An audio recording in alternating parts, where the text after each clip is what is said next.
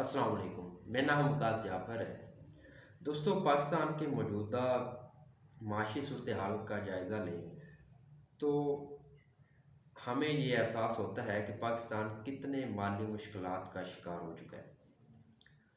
बहुत से माहिरीन अब एक इस्तिलाह यूज़ कर रहे हैं कि पाकिस्तान टेक्निकली डिफ़ॉल्ट कर चुका है। इस वीडियो में हम डिस्कस करते हैं कि क्या पाकिस्तान वाकई टेक्निकली डिफ़ॉल्ट कर चुका है।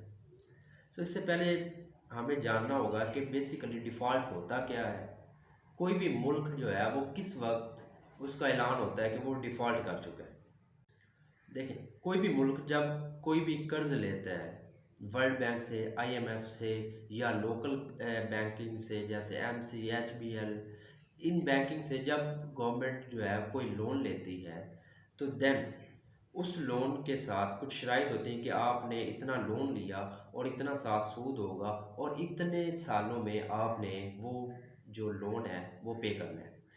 अब अगर कोई भी गवर्नमेंट उस लोन को साल, 2 साल, 5 साल तो पे करती रहे, लेकिन देन अचानक अगर वो इस हालत में ना हो कि उस लोन को पे कर सके, तो देन वो बैंक जिनसे वो लोन लेते हैं वो ये ऐलान करते हैं कि ये मुल्क जो है अब डिफ़ॉल्ट हो चुका है, यानी कि इस मुल्क का दिवालिया निकल चुका है।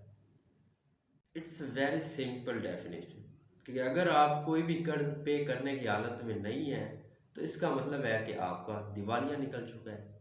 नो लेट्स टॉक अबाउट कि क्या टेक्निकली हम डिफ़ॉल्ट हो चुके हैं, क्योंकि अभी तक तो ऐलान नहीं हुआ ना कि हमारा हम डिफ़ॉल्ट हो चुके हैं कि नहीं हो चुके। अब डिफ़ॉल्ट क्या होता है ये आपने समझ लिया। अब टेक्निकली हम डिफ़ॉल्ट क्यों हो चुके हैं, इसके लिए मैं आपको एक स्टोरी बताता हूँ।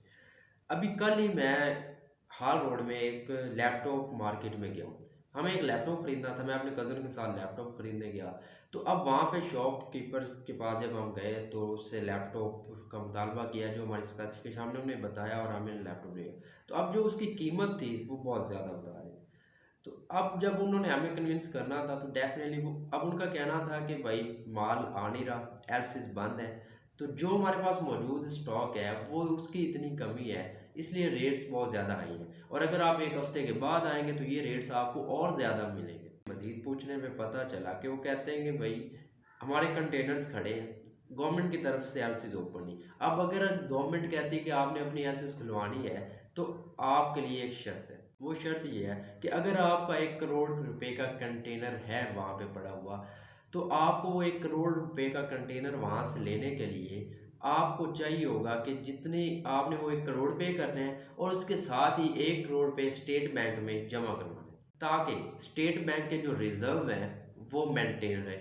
अब स्टेट बैंक के रिज़र्व का मेंटेन रहना और लोगों के कंटेनर्स खरीदने का आपस में क्या ताल्लुक है?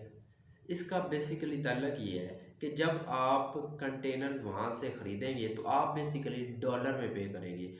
डॉलर में जब आप पे करेंगे तो आपके फ़ॉरेन एक्सचेंज जो रिज़र्व हैं वो मज़ीद कम होंगे। लेकिन अगर आप जितने पैसे में वो ख़रीदते हैं और उतने ही पैसे स्टेट बैंक में रख देते हैं तो आपके वो जो फ़ॉरेन रिज़र्व है वो मेंटेन रहेंगे। सो अब इस वक्त पाकिस्तान के जो मौजूदा फ़ॉरेन रिज़र्व है वो 5.5 बिलियन है और अगले 2-3 मंथ के अंदर अंदर पाकिस्तान ने कमोबेश कोई 8 बिलियन डॉलर जो है वो वो क्या करने हैं, उन्होंने कर्जा अदा करना है। पाकिस्तान के मौजूदा फॉरेन रिजर्व जो है वो 5.5 बिलियन डॉलर है। सो कैसे हम ये पे करेंगे, और अगर इस पे अगर हम एलसीज भी ओपन कर देते हैं तो फिर तो क्या होगा कि वो और मज़ीद कम हो जाएंगे फॉरेन रिजर्व। इसलिए गवर्नमेंट ने क्या किया हुआ है कि वो एलसीज बंद की हुई हैं और मार्केट्स में महंगाई का एक तूफ़ान है। जैसे नॉट ओनली के लैपटॉप, आप दूसरी मार्केट का भी जायज़ा लें तो आपको अंदाज़ा होगा कि किस कदर महंगाई बढ़ चुकी है। नो यू कैन डिसाइड कि क्या technically we have defaulted. So it's a simple thing कि हमारे पास कर्ज़ देने के पैसे हैं नहीं और हमें कर्ज़ ज़्यादा देना है आगे वाले मंथ में, और इस वक्त हमारे पास उतने रिज़र्व मौजूद नहीं जिसकी वजह से हम हर चीज़ बंद कर चुके हैं, ताकि हम ऑफिशियली ये डिक्लेयर ना हो जाए कि हम डिफ़ॉल्ट कर चुके हैं। दोस्तों, फैक्ट्स मैंने आपको बता दिए कि इतना हमने कर्ज़ देना है, 2-3 मंथ में हमने इतना कर्ज़ देना है और इतने हमारे रिज़र्व यहाँ पे मौजूद हैं। So now you can decide कि हम डिफ़ॉल्ट कर चुके हैं या नहीं। अल्लाह पाकिस्तान का हामी और नासिर हो। पाकिस्तान जिंदाबाद।